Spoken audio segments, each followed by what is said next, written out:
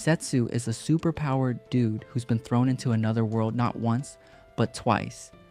His second time around, he decides to keep his powers under wraps so he can enjoy his time with his beautiful chicks at school.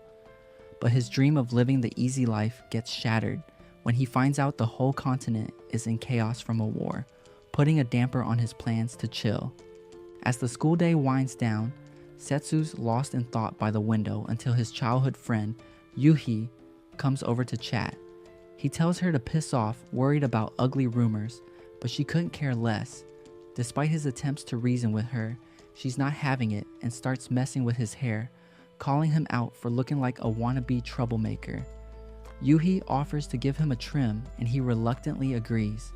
Afterwards, he's left staring out the window. Suddenly, darkness engulfed the room, and a massive glowing magic circle materialized right smack in the middle of the classroom. Setsu just grinned. As they were whisked away into the light, they found themselves in an open field. Setsu couldn't hide his excitement. He knew exactly where they were. But his happiness didn't last long. A group of armored figures, clearly magic users, began marching toward them. The other students panicked, but Yuhi, thinking she was the hero, clung to Setsu and tried to shield him with her body. However, Setsu stayed calm. With a flick of his finger, he sent one of the attackers flying. Yuhi, shocked, let go, but Setsu took her hand and ran toward the others. Yuhi felt warmth in their joined hands, but quickly refocused on the advancing army and pointed it out to Setsu. Just then, the students paused their rush as they saw the army clash with the armored enemies whom they called demons. Hiding in the crowd, Setsu wondered why this endless fight. He felt a strange sensation in his chest, wondering if magic and the demons were somehow cursed. Suddenly, a knight with striking blue hair rode in on horseback, telling them to find safety as the battlefield was too dangerous. Beside her was a confident blonde companion. Together with their allies, they charged into the fight, bravely defeating their enemies. After the intense battle, the students found themselves before the king, who warmly welcomed them to the kingdom of Destinia. He explained that they were now summoned champions, meant to defend the realm against demons, just like heroes summoned 5 years ago. Claiming it was destiny, the king's words left the students confused. Noticing this, the blonde knight stepped forward to explain that a hero from another world had once brought peace during an earlier conflict. Though unsure, she pleaded with them to help save the kingdom. The students felt like she saw them as avengers, but reluctantly agreed, knowing they had no choice. As they left the throne room, Setsu reassured Yuhi with a promise to keep her safe. The next day they began their hero training.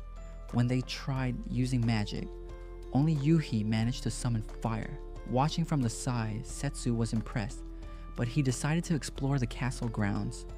While wandering, he bumped into the blue-haired knight he jokingly called Eruka. She asked why he was being formal with her despite her rank. Setsu told her he didn't care about titles. Amused, Eruka said he reminded her of a hero from 5 years ago, but warned him to get back to training. Unbothered, Setsu challenged her to do her best.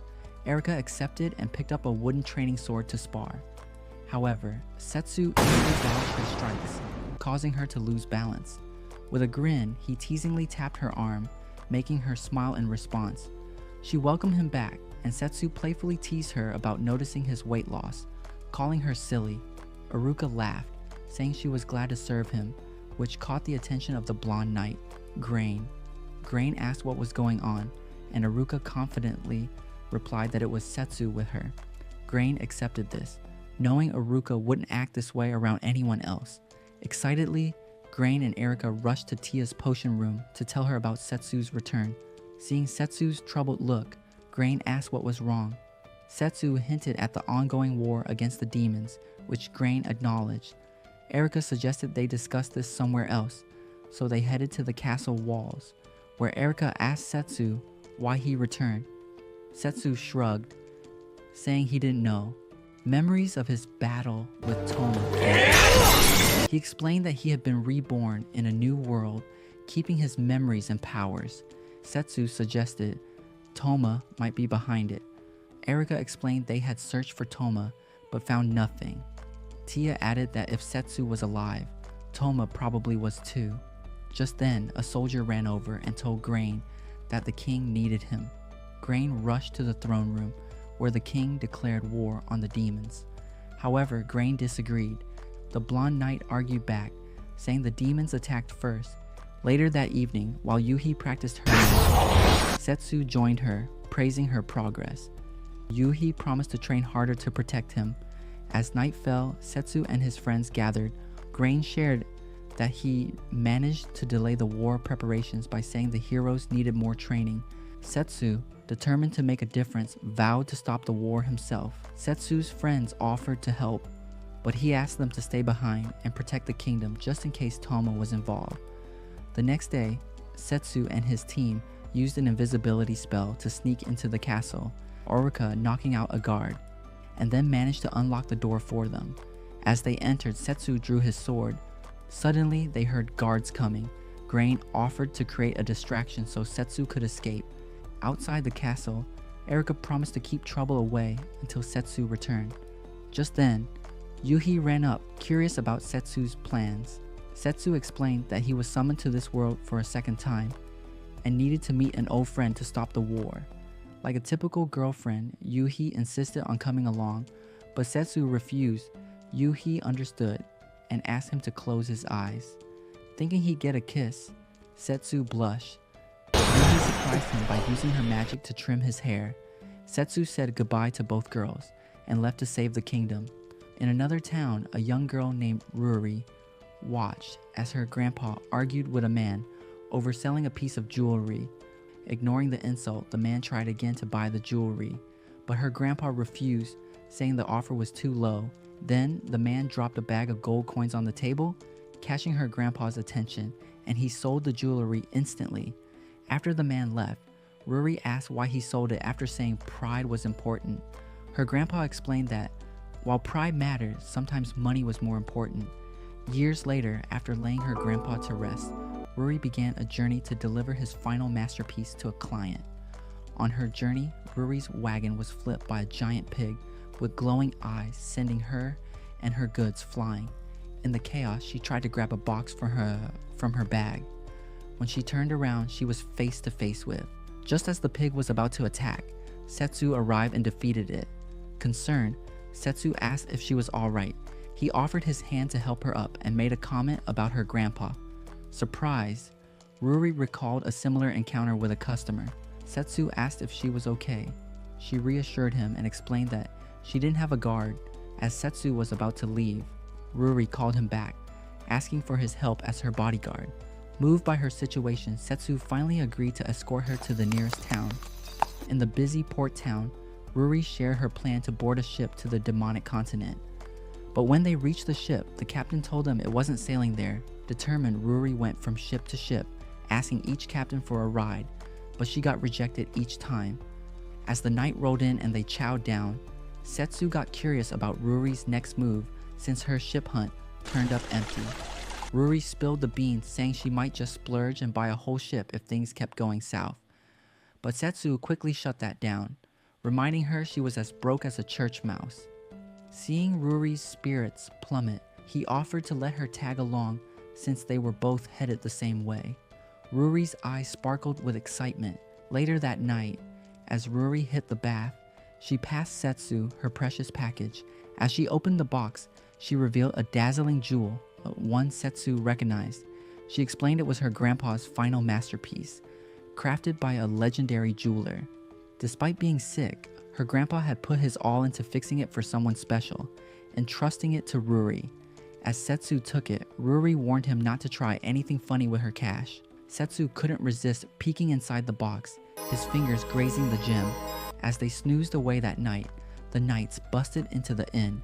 Setsu sensed their arrival. They dashed out the window, and so began the chase. Through the winding streets, they sprinted until they found themselves trapped at the sea's edge. Ruri cracked a joke about Setsu, but as the knights closed in, Setsu wasn't about to back down. He dared them to come and catch him. They plunged off the wall and toward the water below. A magnificent sea dragon soared up, Setsu greeted the dragon like an old friend, whisked them away towards the demonic continent. As they sailed through the night, Ruri's mind raced. She couldn't believe her luck. Livia, the god of the sea, was carrying them to safety. They spotted the shore of the demonic continent on the horizon. But when they landed, Livia duking it out with a massive squid. He just laughed off the squid's ink showering Livia. Once the brawl was over, Livia switched to her human form, leaving Setsu to explain why he didn't jump in to help. Before Setsu could say anything, Ruri redirected the conversation, asking what they should do with the defeated squid. Livia left it up to Setsu, who decided to whip up some crispy calamari using the leftovers. As they chowed down, Livia pointed to the mountains, revealing Demon Lord's location, saying she remembered Desastre's chat, leaving Ruri totally shocked. She couldn't believe Livia knew Desastre. Then Livia hit her with the news that Desastre was none other than the Demon Lord herself, which turned Ruri as white as a ghost. Livia was ready to hit the road, but Setsu invited her to join them. But Livia wasn't buying it. She called Setsu out for being ungrateful. As Setsu tried to defend himself, he got a tap on the shoulder. Turning around, he found himself face to face with 3 cheeky demon kids. One asked if they were having a lover's spat. Setsu should apologize, first as a man. Fed up with the lecture, Setsu shut them up by stuffing their mouths with squid rings. The kids loved it, begging him for more for their folks, so Setsu agreed to whip up a batch for everyone. They all trotted off to the village.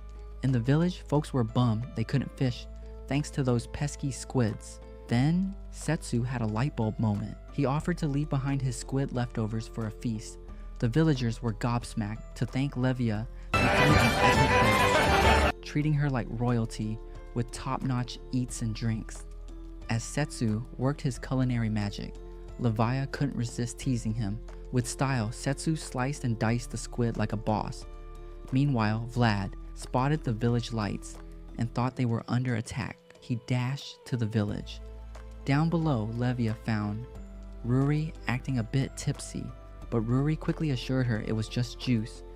Out of nowhere, Vlad dramatically crashed through the stage wall. He quickly realized he had been overly dramatic. Later, while Livia enjoyed a feast of fish, Vlad sheepishly approached and apologized for his earlier outburst. As Setsu joined the gathering, Vlad spilled the beans about Desastre's impending marriage to a man named Taran, who aimed to seize control of the kingdom with a cursed necklace. Vlad then disclosed the recent outbreak of a war triggered by human aggression, how the Demon Lord had sent messengers to the human realm, but they hadn't returned yet. This gave Taran, a super wealthy dude, the chance to suggest a way to end the war. Setsu was like, wait, can this guy really stop the war with his cash? Ruri chimed in, saying Taran was basically the richest guy ever and ran a massive trading company. But before they could dive into it, Livia butted in, saying Desastre's weird behavior was because she made a promise to Setsu to keep the peace. Fired up, Livia was like, we gotta save her! So Setsu and Livia dash towards Tisa's castle, only to be swarmed by monsters. As they fought off the monsters, they remembered Vlad's warning about Taran's tough guards and the monster-infested roads. Setsu decided to take the quickest route to the castle. After wiping out the monsters, Livia asked what the game plan was. Setsu's idea was plain and simple: crash the ridiculous wedding and give Taran a taste of his own medicine. Setsu suspected Taran was pulling the strings, playing both sides against each other. He recalled an incident where Destinea was attacked, convinced there was a puppet master orchestrating it all. Livia pondered if Taran was the brains behind it all, but Setsu doubted it, believing Taran was in cahoots with the real mastermind. Their conversation was abruptly halted by more monsters. As they continued their journey to the Demon Lord's castle, Livia reflected on how her life had taken a wild turn since meeting Setsu 5 years ago. Initially adversaries, Desastre faced off against Setsu, but ended up forging an unexpected friendship. Months later, Vlad delivered the shocking news of Setsu's disappearance, leaving Destinea in the dark. Standing by the window, Desastre vowed to uphold peace between humans and demons. Turning to Vlad, she entrusted him with ensuring the peace treaty remained intact, just a mere lunar cycle before Setsu's grand entrance into their lives. Desastre embarked on a leisurely jaunt through the bustling streets of her city, Vlad as her faithful companion by her side. Their conversation meandered through memories of the elegant bridge, the very bridge that stood as a monument to their friendship, crumbled beneath their feet, leaving them stunned. Vlad proposed, seeking the expertise of the renowned jeweler and restore its former splendor. Days later, under the cloak of a tempestuous night sky, a messenger burst into Desastre's chambers, bearing urgent news of the Destinea army's sudden incursion into their territory. Vlad's skepticism flared, sensing that there was more to the invasion than met the eye. With a decisive flick of her wrist, she dispatched her loyal demons into the night to unravel the enigma shrouding their besieged city. Terran, with his grandiloquent charm, sought an audience with Desastre. He proffered a bold proposition: to wield the formidable power of his trading company in a bid to quell the raging conflict, lay a weighty demand.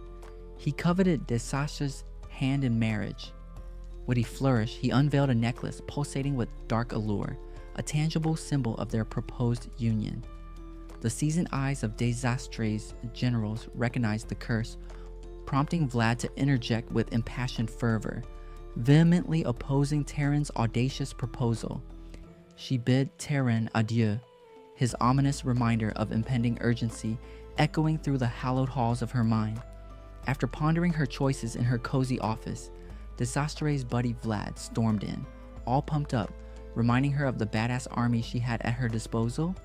But Desastre, wrestling with Terran's offer, couldn't just shrug it off. That very night, in the swanky vibe, he spilled the beans to a mysterious figure about how easy it was to play Desastre, praising their sneaky plan through his company. With the demonic kingdom under their thumb, there was no need to drag out the conflict. The hooded figure shut that down, citing the big boss's orders. Then came the big day. Desastre and Terran were all set to exchange mushy vows. Terran whipped out the cursed necklace, symbolizing their unity and his grand dreams of global peace, using his company and the demonic kingdom's muscle. But Desastre hesitated, her mind in a whirl. Just when things got sticky, a vision of Setsu popped into Desastre's head, a glimmer of hope in the chaos. Out of nowhere, like a superhero crashing through a wall, Setsu burst into the scene, causing a ruckus among the crowd. With a bold declaration of loyalty, Setsu positioned himself as Desastre's knight in shining armor. Desastre knew her hero had arrived to save the day. In a nerve-wracking showdown, Terran, the cowardly one, demanded answers from Setsu, who shot him a chilling glare. Terran, trembling, called his guards to attack, but they were swiftly taken down by Levia's water magic. Levia squared up against Terran. Meanwhile, a shadowy figure with lightning speed struck at Levia with a move called Shadow Stab. But the sneaky attacker held her in place, taunting her about her aquatic skills. Just as things seemed dire, Setsu swooped in, and sending the attacker flying. The attacker, now aware of Setsu's presence, attempted to retaliate, but Setsu effortlessly dodged and countered every move, leaving the attacker cornered. Questioned the attacker's motives. He cryptically mentioned reporting to his boss before making a dramatic escape through the chapel wall. As she rushed to hug Setsu, thrilled to see him again, Setsu quickly deduced that these guards were more than meets the eye. His suspicions were confirmed when he laid eyes on the necklace brought by Terran. As the group pondered their next move, Levia voiced her reluctance to leave immediately, still weary from the day's battles. Just then, the dynamic duo of Ruri and Vlad. Vlad grumbled about the castle's state, but Ruri, ever the messenger, handed Setsu a package, urging him to present its contents to Desastre. With a ceremonious flourish, Setsu adorned Desastre with a badge from the package, taking her ownership. As the demons tidied up the chaos from the fight, Desastre expressed her longing to go with Setsu, but felt she couldn't leave her kingdom alone. Setsu assured her that once things settled down, he'd take her anywhere she wanted. But Vlad, feeling jealous, chimed in, saying rulers shouldn't just jet off, leaving their kingdom behind. Desastre, appreciative of Ruri's loyalty, gave her the thumbs up. Vlad, grateful for Setsu's help, promised to have his back whenever needed, but Desastre couldn't let him go without a word, reminding him to come back in one piece. In the blazing hot summer days, Setsu brushed off Yuhi's invite to hang out, blaming the scorching sun for his hesitance. But as time ticked on, their friendship bubbled up like a boiling pot of excitement. One day, while wandering the neighborhood streets, they stumbled upon a flashy sign advertising a fancy study place. Intrigued, Yuhi turned to Setsu with eyes full of wonder, wondering if joining that place would spice up their journey to their dream high school. Setsu, lost in his thoughts, didn't reply immediately, so Yuhi nudged him, reminding him of dinner. Back home, Yuhi brought up the study place again, eager to stir up some conversation. Setsu suggested she forget about it, leaving Yuhi feeling like she'd bitten into a sour lemon as she stormed off in a huff. Yet, she found the courage to sign up for the study place, determined to prove Setsu wrong. However, her hopes took a dip when her practice test scores didn't turn out as expected. Heading home, feeling as flat as a pancake, Yuhi got stopped by some shady characters who tried to lure her away from her studies with promises of fun. Just as doubts started to simmer, Setsu showed up like a superhero, shutting down their offer and telling them to find a better hobby. After this unexpected rescue, Yuhi found herself drawn to Setsu. Curious about his timely arrival, when she asked why he showed up, Setsu gave a mysterious answer, leaving Yuhi intrigued. Despite Setsu's earlier doubts about her dreams, Setsu offered his support, promising to stand by her side through thick and thin. In the here and now, the students were busy practicing their combat magic skills under Iruka's watchful eye. It was evident that Yuhi was shining, impressing everyone with her prowess. As expected, Iruka showered her with praise and encouragement, boosting her confidence after the session. While the others headed off to their rooms, Yuhi took a bold step and approached Iruka and Grain, asking for some extra training later that night. Iruka agreed, and under the moonlit sky, she whisked Yuhi away to the highest point of the castle walls. From there, they gazed out at the city below, bathed in the soft glow of evening. Iruka took the opportunity to explain to Yuhi the significance of Setsu's efforts in maintaining peace in their world. In response, Iruka suggested a sparring match to put Yuhi's skills to the test. With staffs in hand, they engaged in a friendly but intense duel. After a spirited exchange, Iruka acknowledged Yuhi's strength, but also pointed out an area where she could improve. Iruka decided to take Yuhi to an eerie sewer filled with monsters, often used as a tough training ground for soldiers. As they paused, a massive crocodile-like creature emerged from the murky waters, catching Yuhi off guard. Iruka snapped her out of her fear, reminding her it wasn't the time to act weak. With a mix of courage and trepidation, Yuhi approached the creature as Iruka encouraged her to tap into her inner strength. Yuhi unleashed a blazing fireball from her staff, engulfing the monster. But just when she thought it was over, the creature rose up, ready to strike. Reacting swiftly, Yuhi jammed her staff into its mouth, narrowly avoiding an attack, but getting a scratch on her arm in the process. Iruka urged her to seize the moment and unleash another fireball, sending the creature staggering backward. With the trial completed, they leave. Later on, Tia swung by to check on Yuhi's condition. After patching up her wound, Tia criticized, intrigued by Yuhi's unwavering loyalty to Setsu. Tia questioned why she was willing to put herself in harm's way, revealing that Setsu had been her support system throughout her life, and she felt compelled to repay his kindness. With warm wishes, Tia left Yuhi's room. Later that evening, Grain stumbled upon Yuhi, deep in thought. As they chatted, he assured her that feeling hesitant about taking a life was totally normal. He encouraged Yuhi to find her own path to courage. In their next training session, Yuhi's fire magic, leaving everyone amazed as it blasted a hole in the ground. Later that night, Yuhi took Iruka back to the sewer, determined to prove her grit. When the monster emerged, Yuhi unleashed a massive fireball, swiftly knocking it out. Though impressed, Iruka was reminded by Yuhi that she wasn't out to take lives, only to protect others. Days later, Grain gathered the students and dropped a bombshell. They were heading to the demonic continent soon. He urged them to gear up physically and mentally for the upcoming challenges before sending them off. As the others left, Yuhi hung back, joining Setsu's crew at the top of the stairs. As Setsu and Levia rode along the demonic continent, Setsu, curious as a cat, asked Levia why. She was as calm as a cucumber while munching on cookies like there was no tomorrow. Reminding him that the war had put a damper on boat travel, Setsu, ever the problem solver, suggested using teleportation magic to speed things up, but Levia shot that idea down faster than a speeding bullet, warning of the tremendous energy it required. With a glint in her eye, she hinted that proper compensation, in the form of cookies, might sweeten the deal. Their chit-chat was interrupted when the wagon came to a screeching halt and two unexpected guests hopped aboard. Setsu recognized one of them as Alize, whom he affectionately called Crybaby.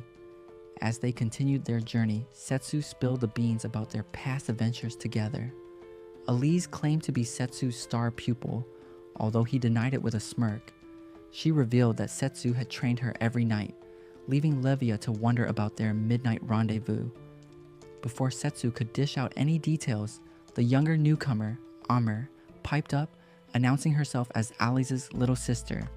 Alize recounted a tale of encountering Amr in a village while on a quest to vanquish a dragon. Amr revealed that she considered a man she called her brother as her kin, and had been searching for him ever since the dragon's appearance left her feeling as alone as a lost puppy. Touched by Alize's story, Setsu offered his support, and Alize opened up about her plans to settle in the village once the dragon was dealt with. As they continued their journey, Setsu couldn't help but feel like life was a roller coaster ride with unexpected twists and turns at every corner.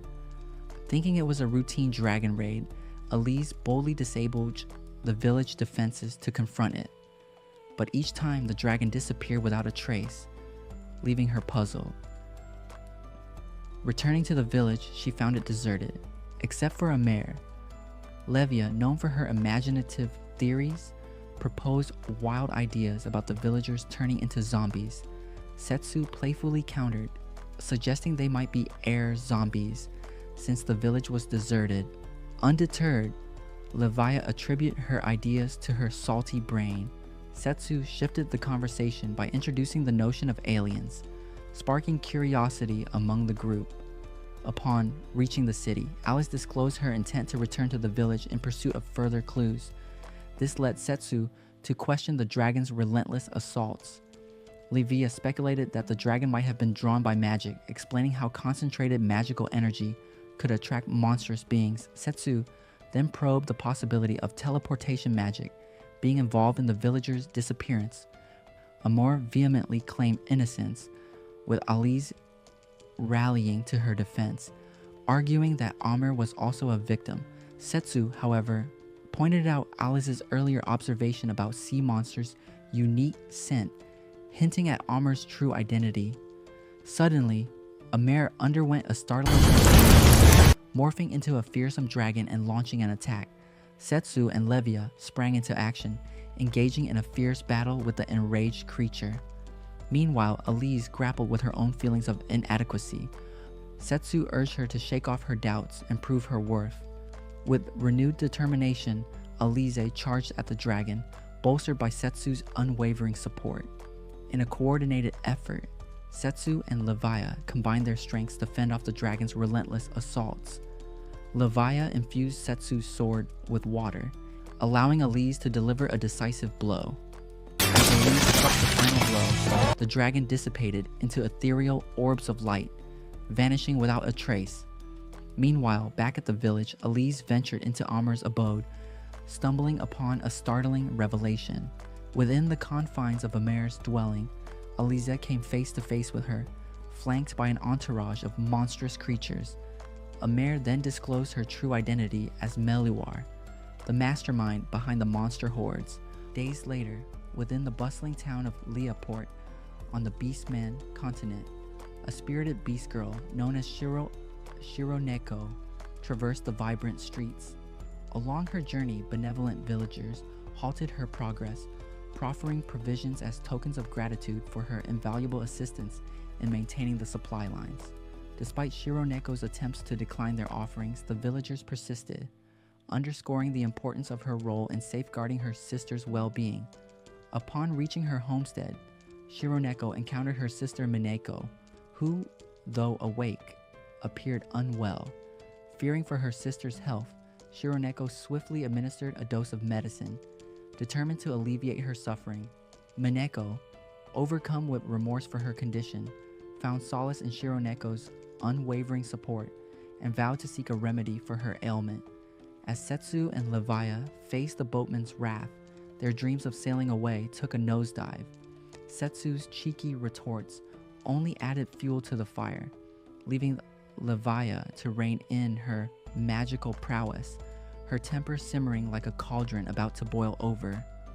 Yet, amidst the turmoil, Setsu's heartfelt apology emerged as a salve, quelling the storm and earning them a shot at redemption. With tensions diffused, Setsu proposed a detour for grub and shelter, his words painting a vivid picture of camaraderie and adventure. Meanwhile, in the bustling streets of the town, Shironeko embarked on her own clandestine mission, slipping through the crowds like a shadow in the night. Armed with determination, she sought solace in her sister's gentle embrace. But fate had other plans for Shironeko. As she navigated the labyrinthine alleys, a serendipitous encounter altered her course. A flyer bearing Setsu's mysterious visage fluttered into her grasp like a missive from destiny.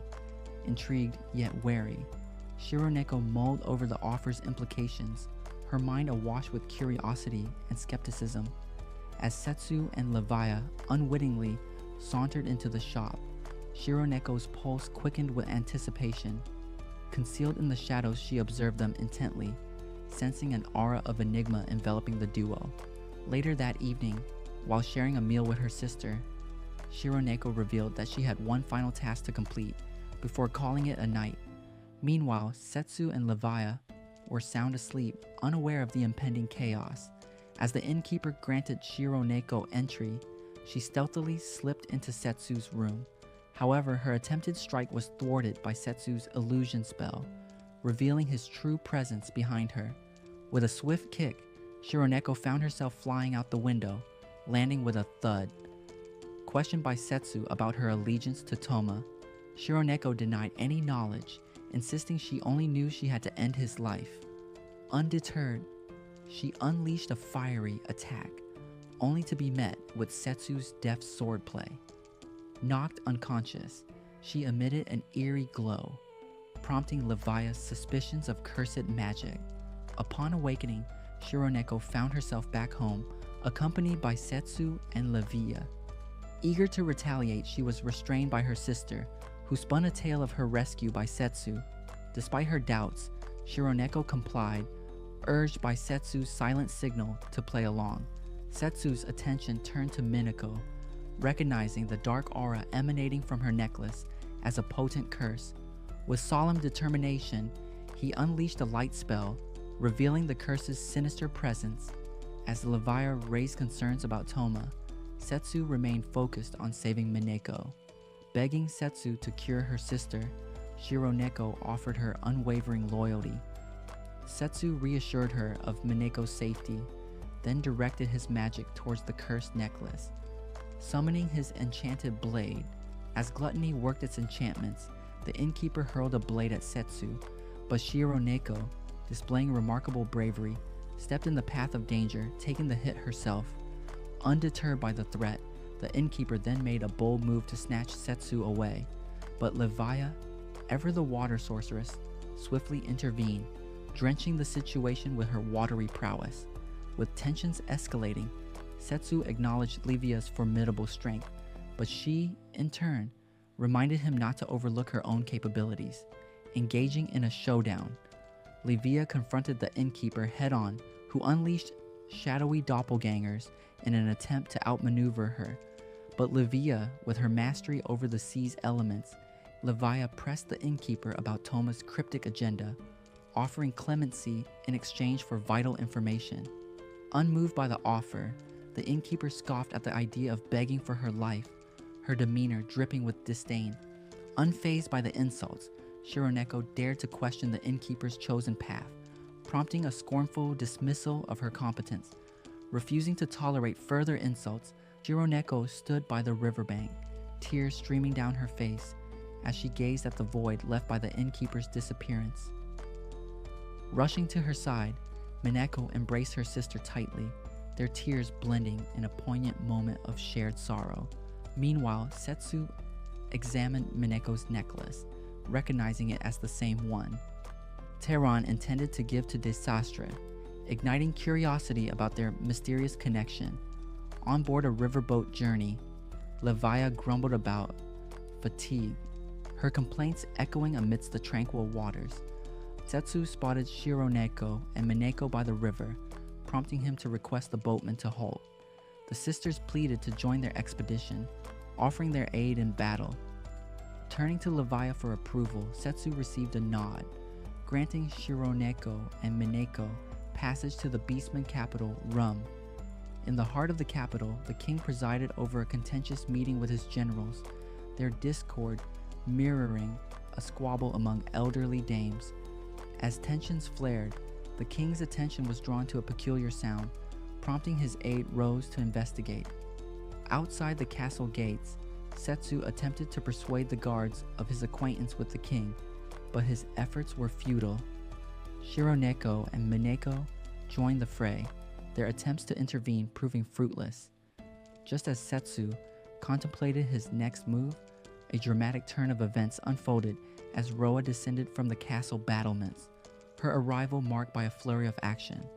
With a swift and unexpected maneuver, she subdued the guards, knocking them out cold. In a moment of reunion tinged with tension, Roa embraced Setsu, expressing her longing for him. However, her affection was quickly overshadowed by a clash of wills as Setsu swiftly countered her advances. Rejecting any notion of subservience, he made it clear that he would sooner befriend a pig than bow to her authority. As Setsu and Roa exchanged playful banter, speculating if she was indeed the daughter of the Beast King. Sauntering beside Roa, Setsu explained his absence with a light touch, brushing off her advances with a smirk. Mineko couldn't resist teasing them, suggesting they find a more private spot for their flirtations, given the electric atmosphere. Suddenly, the door burst open, revealing a jubilant Regulus. He pounced at Setsu in excitement, only to be swiftly toppled by the seemingly unassuming human. Shironeko and Mineko watched wide-eyed, captivated by the unexpected spectacle. Inside the throne room, Setsu found the generals incapacitated, his urgency for discussion overshadowed by the king's plans for celebration. Undeterred, Setsu revealed the grave threat posed by Tomo's nefarious schemes to obliterate both demons and humans. Despite Regulus's eagerness to join Setsu, he was advised to remain behind and safeguard the Beastman continent. Roa, ever eager, offered to take her father's place, but Luger, the commander of the Dorado army, intervened, underscoring the imminent danger posed by both demons and humans. Regulus, torn between loyalty to Setsu and his kingly duties, faced scrutiny over his unwavering faith in Setsu, setting the stage for a showdown the next day at noon. Later, Regulus apologized to Setsu for dragging him into the duel, but emphasized its necessity to win over the stubborn beastmen. Still reeling from the betrayal, Setsu couldn't fathom being sacrificed for their approval. Regulus, however, assured him that victory would not only secure military aid, but also earn Roa's affection as a bonus. Meanwhile, Roa sought out Luger, hoping to dissuade him from facing Setsu. However, Luger's pride as a beastman compelled him to stand his ground. He confided in Roa about his secret weapon, a magical rune tattoo that transformed his strong will into physical strength. Determined to protect Roa, Luger resolved to give his all in the upcoming duel, regardless of the odds stacked against him. He urged Regulus to end the match and allow him to take Roa away. However, Luger's wounded pride triggered his rune, unleashing a berserk fury that overwhelmed him. Ignoring Setsu's warnings, Roa rushed forward, determined to stand by her companion's side. As Luger's berserker rage escalated, Setsu and Levia intervened, but their efforts seemed futile as Luger's severed arm regrew before their eyes. With Roa's safety in mind, Setsu agreed to face Luger head-on, preparing to unleash his powerful sword, Gluttony. Suddenly, the arena was engulfed in a mysterious fog, and Luger's form dissolved, revealing an illusion of Toma, the mastermind behind it all. Toma, consumed by obsession, taunted Setsu with grandiose plans of world destruction, leaving only the two of them behind. However, Roa's interruption infuriated Toma, who lashed out at her, only to be thwarted by Setsu's protective instincts. In a chilling revelation, Toma warned Setsu of Destinea's impending invasion of the demonic continent, suggesting that time was running out. With a sinister grin, Toma vanished. After Toma vanished into thin air, leaving Luger's headless body sprawled on the ground, the skies opened up, drenching the throne room with rain. Regulus, feeling apologetic, extended his sympathies to Setsu, but Setsu brushed off the sentimentality, declaring it wasn't the time for mushy feelings. He announced his plan to head back to the demonic continent, ready to confront Toma head-on and put an end to his shenanigans. Regulus pledged to hook Setsu up with a ship for the journey and promised to send his crew to back him up. Meanwhile, Roa lingered in the arena, grappling with the gravity of their impending showdown. Setsu, concerned about her well-being, sauntered over, but Roa remained steadfast, emphasizing the importance of keeping their eyes on the prize amidst all the chaos. Flashing back to events from a decade back, Setsu recounted their unexpected summoning to the kingdom of Destinea, where they were hailed as celestial saviors. But Setsu wasn't having any of it, rejecting the hero moniker and demanding respect for his independence. As Setsu and Toma continued their intense training sessions, Toma couldn't help but express his nerves about the upcoming battle. But Setsu, cool as a cucumber, reminded him of the harsh realities of their world, where magic, monsters, and demons lurked around every corner. Recognizing the unpredictability of their circumstances, Setsu urged Toma to buckle down and get serious about training, knowing that their survival depended on more than just sheer luck. Once upon a sunlit day, Setsu laid out his grand adventure plans to Toma, a quest to explore the vast unknowns of the world. Despite Toma's trembling knees, he pledged to summon his inner bravery and join Setsu on this epic journey. With heartfelt goodbyes exchanged, Setsu and his crew set off from the castle gates, ready to dive headfirst into whatever wild escapades awaited them. As time marched on, Toma's valor in battle earned him the esteemed title of the Silver Hero from the king, a badge of honor for his bravery and battlefield prowess. But amidst a daring raid on a temple, Toma found himself ensnared by a mysterious event. Bathed in a blinding brilliance, a beguiling voice whispered promises of boundless power.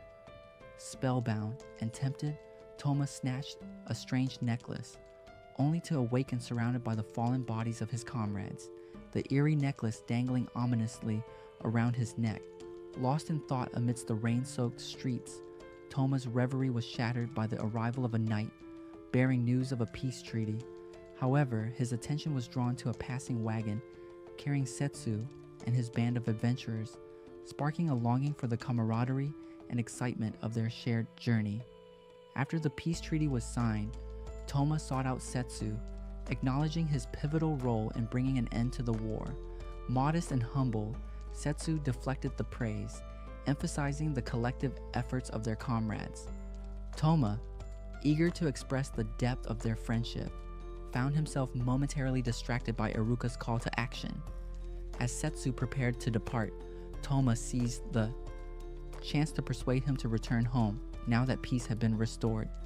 However, Setsu remained steadfast in his quest for further exploration and adventure, leaving Toma puzzled and questioning their differing paths. As Setsu stood at the threshold, ready to confront Toma, his old friend dropped a bombshell. He aimed to tear down everything standing between them, no holds barred. Toma wasted no time, launching an assault that Setsu barely managed to deflect in the nick of time. Toma's laughter echoed with madness as he pressed on, relentless in his onslaught. The battle intensified, culminating in a spectacular explosion that sent shockwaves rippling through the air. By the time Setsu's crew arrived, both combatants had vanished into thin air, leaving behind only chaos and uncertainty. But Toma's story didn't end there. Against all odds, he found himself on death's doorstep, rescued by a mysterious jewel that revealed a hidden world of captivity and experimentation. With newfound determination, Toma led a daring escape, freeing others like him from their tormentors. Back in the present, Toma's return sent shockwaves through the crew. With chilling resolve, he declared his intention to reshape the world, fueled by a thirst for power and revenge. As the Destinia armies sailed toward the demonic continent, hungry for action, they were all set for a showdown, following the orders straight from their king. When they hit the shoreline, it was all bells and whistles, humans versus demons, ready to rumble. The human troops charged ahead, smashing through the demon barriers and barging into their camp. They were led by the unstoppable Grain, who hit them from the sides, and Tia, the voice of reason, urging caution.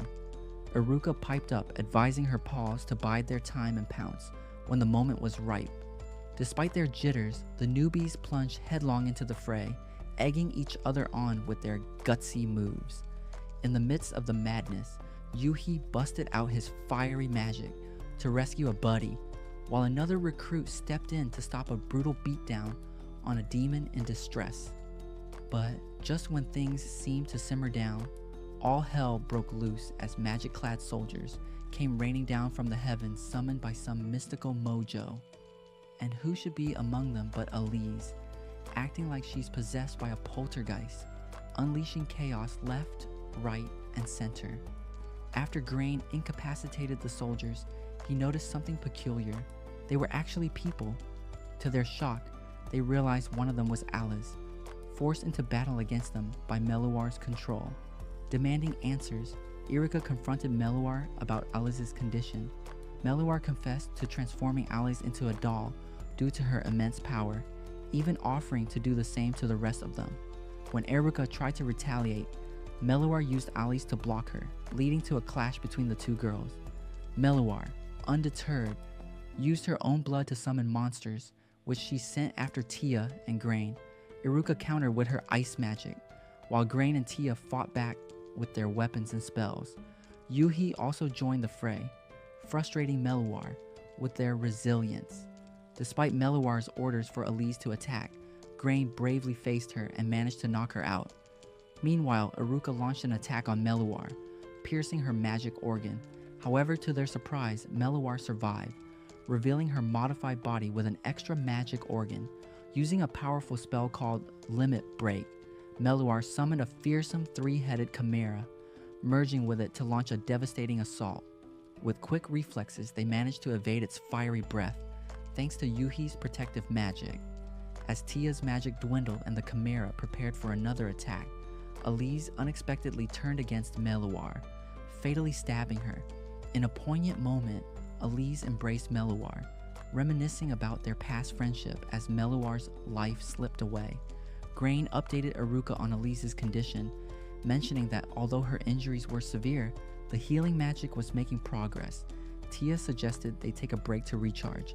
Suddenly, a shadowy arm emerged from the river, signaling the return of the man Setsu had fought at Desastre's wedding.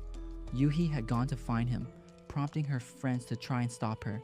However, Yuhi was determined, arguing that Setsu would do the same for her, deciding to support Yuhi. Despite Iruka's warning to be cautious, they prepared for a confrontation.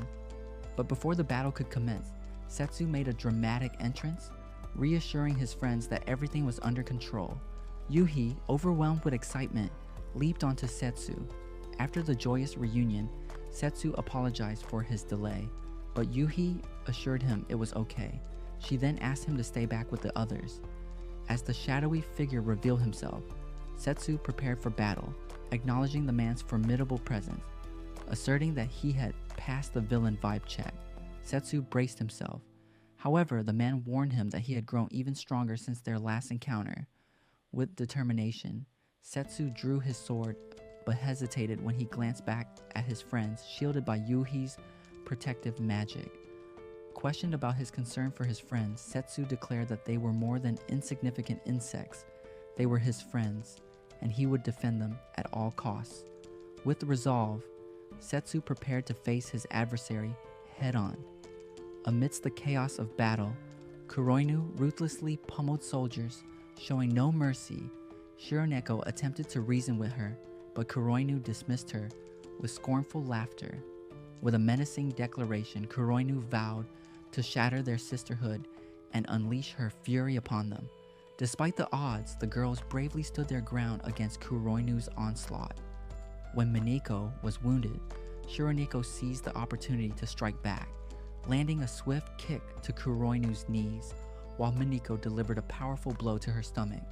Just when it seemed like they had the upper hand, Kuroinu revealed her true strength by sprouting extra limbs. Mineko, resourceful as ever, grabbed a ketchup bottle and used it to fend off Kuroinu's deadly grasp. Undeterred, Kuroinu launched into a devastating limit break attack, taunting the girls about the curse of sisterhood. But Shironeko refused to yield, arguing that their bond was their strength. In a desperate bid to overpower them, Kuroinu grew more limbs, but the sisters countered with a dazzling display of teamwork, slicing off her arms one by one. Though Kuroinu refused to relent, her strength waned with each blow. Defeated and exhausted, Kuroinu collapsed to the ground, unwilling to accept defeat. As the sisters extended a hand of reconciliation, offering her a chance to join their sisterhood, Kuroinu succumbed to unconsciousness, recognizing that unity was the better path forward. In the heat of battle, a mysterious figure emerged from the shadows, clad in a cloak that concealed his identity. With a dramatic flair, he cast aside his cloak to reveal his imposing presence, introducing himself as Bildos, a formidable warrior with a striking resemblance to a character from the new comic kingdom. As the soldiers stood in stunned silence, Roa, undaunted by the unexpected adversary, leaped into action, delivering a powerful blow to Bildos' face. However, instead of recoiling from the impact, Bildos remained unfazed, showcasing his incredible resilience. In the midst of their clash, Bildos shared his origin story, detailing how Toma had transformed him into a formidable being. Enraged by Toma's nefarious intentions to bring about the world's destruction, Roa continued to press her attack, fueled by her determination to thwart his plans. But Bildos was not to be underestimated, unleashing his full power with a dramatic display, disintegrating his body into a barrage of iron pellets that bombarded Roa from all directions, leaving her battered and bruised. Despite the odds stacked against her, Roa rose from the ashes, her spirit unbroken as she launched a relentless assault on Bildos. With each strike, she chipped away at his defenses, refusing to back down even as she suffered injuries of her own.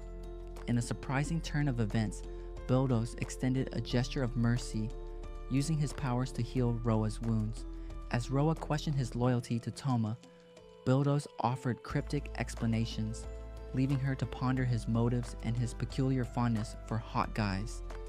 In the midst of their fierce showdown, Setsu and his shadowy foe clashed relentlessly, with the shadow guy using sneaky moves to try and knock Setsu off his game. But Setsu wasn't having any of it. He blocked every attack and even managed to shove the guy back. The shadow dude couldn't believe Setsu's strength, asking why he was such a powerhouse, but Setsu just told him to quit while he was ahead. Refusing to back down, the shadow guy unleashed his ultimate move, surrounding himself in an impenetrable armor with some fancy technique called limit break. He charged at Setsu with full force, hitting him hard. Setsu took the hits, but wasn't ready to give up. Using all his willpower, he stood back up, pouring his energy into his sword. With a powerful swing, he broke the enemy's armor, though his sword got damaged. But the shadowy figure kept coming like an unstoppable train. Meanwhile, on his way to Desastre's castle, Toma realized his allies were defeated but stayed confident. He burst into Desastre's office, crashing their meeting and declaring that the war would continue as long as he was alive.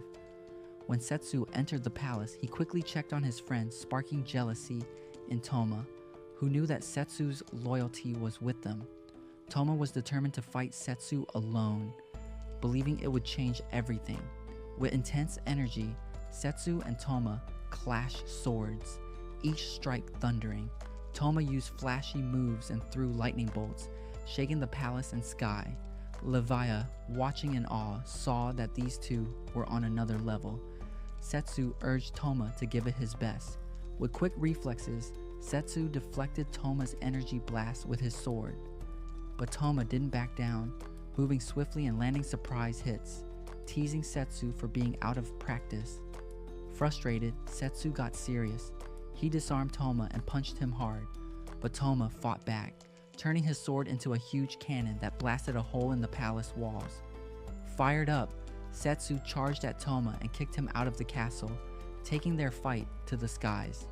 Toma, desperate for an advantage, fired a storm of bullets from his weapon. Setsu summoned Gluttony, a power that could absorb attacks, to shield himself. With fierce focus, Setsu put his energy into his swords and launched a powerful counterattack at Toma. When Setsu's friends arrived, he was relieved they were safe, but Toma was furious, remembering how Setsu had left him for his new friends. Tapping into the same power from their last battle, Toma vowed to end things here. His weapon transformed, reaching new levels of strength. Without delay, Toma unleashed a huge attack on Setsu, but Setsu dodged skillfully. Enraged, Toma aimed at Setsu's friends. Despite Setsu's efforts to protect them, some blasts broke through, forcing his friends to create a shield. Setsu wasn't going to let Toma win. He slashed, breaking Toma's weapon to pieces. Toma stumbled, memories flashing through his mind, fueling his anger even more. But just as Setsu was about to end the fight, Toma fired a massive cannon blast, knocking Setsu down. Thinking he had won, Toma was shocked when Setsu got back up. With a swift move, Setsu trapped Toma in a strange barrier, neutralizing his weapon. As the ground trembled, Toma pleaded for mercy, reminding Setsu of a past promise. But Setsu held firm, sealing Toma's fate within the barrier. When Toma regained consciousness, he was confused as to why Setsu had spared him. Setsu revealed his plan to free Toma from the curse controlling him with his magical blade. Despite everything Toma had done wrong, Setsu wanted to give him a chance to make things right. Later, Setsu, along with Desastre and Regulus, visited Toma in his cell. They told him his punishment. He would use his magic to send the students back home, which would drain his power and turn him into a regular human. Setsu suggested that Toma could join the students in their world for a fresh start, but Desastre reminded Toma that he was only being spared because of Setsu's request. Reluctantly, Toma completed his task, teleporting the students back to their world.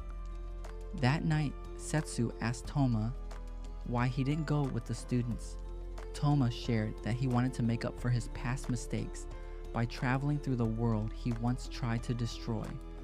Outside the castle, Setsu and Toma shared an emotional goodbye. Desastre, unable to hold back her feelings, asked Setsu to take her along, but Tia reminded her of their responsibilities. Yuhi then joined them, promising to stay by Setsu's side no matter what. With a spirit for adventure, Setsu and Yuhi began their journey, moving from one world to the next. Thanks for watching. If you enjoyed the recap, give us a thumbs up and subscribe for more. Share your thoughts in the comments and stay tuned for our next video.